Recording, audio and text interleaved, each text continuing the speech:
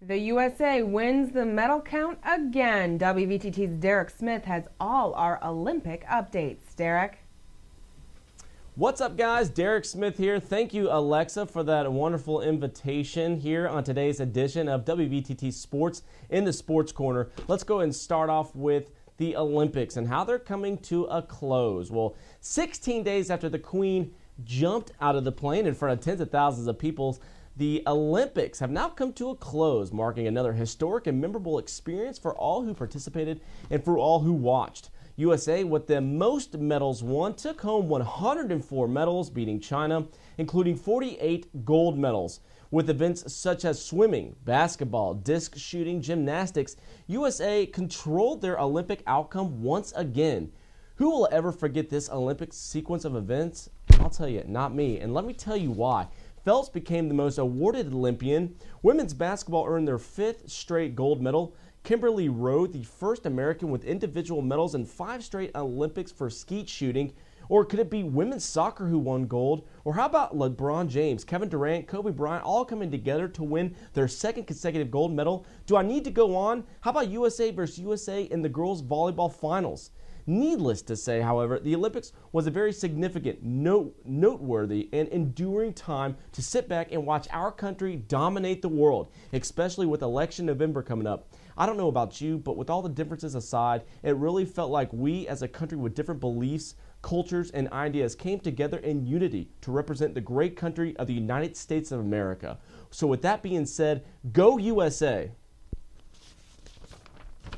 And that really gave me chills. I'm proud to be an American. Now back to the states where there are land of differences. North versus South with the Major League Baseball. New York Mets versus the Atlanta Braves. Braves 20-8 since the All-Star break, and Mets are 8-20. Both teams bearing in different directions towards the end of the season, but it didn't look like that with last night's game at Citi Field Park.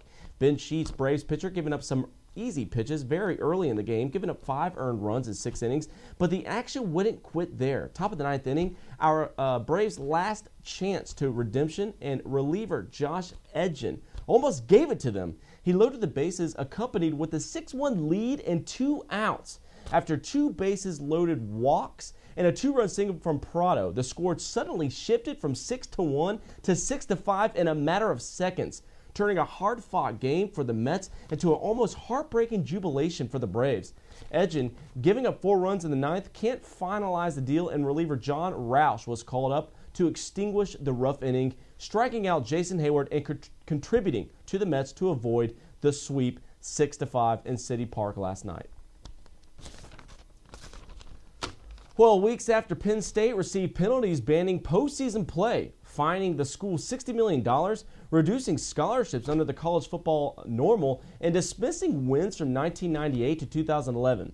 The Nittany Lions are now challenged with even more problems that might be hard to swallow, with notable people like Silas Redd and Justin Brown departing to different teams. The retreat has become a little bit of a trend, with previous commitment Ross Douglas recently opening up his commitment to other teams. Gregory Webb from Timber Creek switching to UNC. And it's safe to say the Nittany Lions will be scrounging up the pieces to this broken puzzle. Can you really blame them, though? Can you really blame these athletes? The better they are, the more exposure they want. And amid the wake of the sanctions, these players are competitive, and they want to play teams with eligibility. That's just football. A little bit of gratification coming from the Nittany Lions is a 5', 10-inch, 180-pound defensive back named Jordan Smith, marking the first verbal commitment since the sanctions. Smith is a 3-star by ESPN who had offers from Kansas, Illinois, Colorado, and Buffalo. Penn State still are hopeful with the quarterback, who is rated top of the quarterback in the 2013 class. His name is Christian Hackenberg, an Elite 11 quarterback who has the freedom to leave but hasn't yet. Well, that does it today with WVTT Sports here on Channel 15. I'm Derek. Thanks for watching. If you need more information or want to watch some of our more newscasts, visit our website, twintiersnewsblog.com. Until tomorrow, have a wonderful Monday afternoon. Back at you, Alexa. Well, if you take 2 cameras, aim them skyward, mix in a little bit of time-lapse technology, this is what you get. Take a look.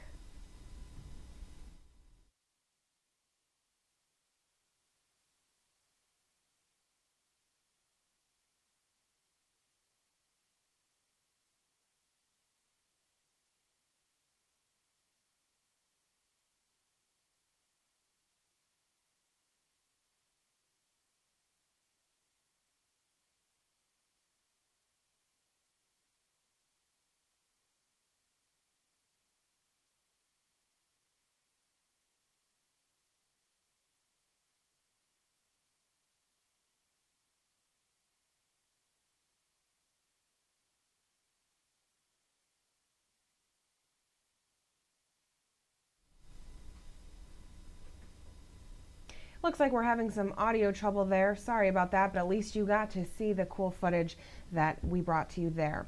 Well, despite all the rain that we had this weekend, it looks like we're going to have more tomorrow. Let's take a look now at our full weather forecast. Tonight, the low is 60 degrees. Tomorrow, we're going to have a high of 77, a low of 60. We're going to see those scattered thunderstorms, and the chance of rain is about 40%. Wednesday will be partly cloudy, a high of 75, a low of 56. Thursday will be a high of 78 and a low of 62. Friday, again, scattered thunderstorms, a high of 71, a low of 55. And we could see that rain last all the way into the weekend. It's going to be in the 70s for most of the week, really comfortable temperatures. That rain is definitely going to cool things off for us. And, you know, we could see that 40% chance of rain creep up on us on Friday, maybe last through the weekend. So if you have any weekend plans, make sure you plan around it. Well, that does it for the 6 o'clock report tonight. From all of us here at WVTT News Channel 25, I'm Alexa Olson. Thanks for watching and have a great night.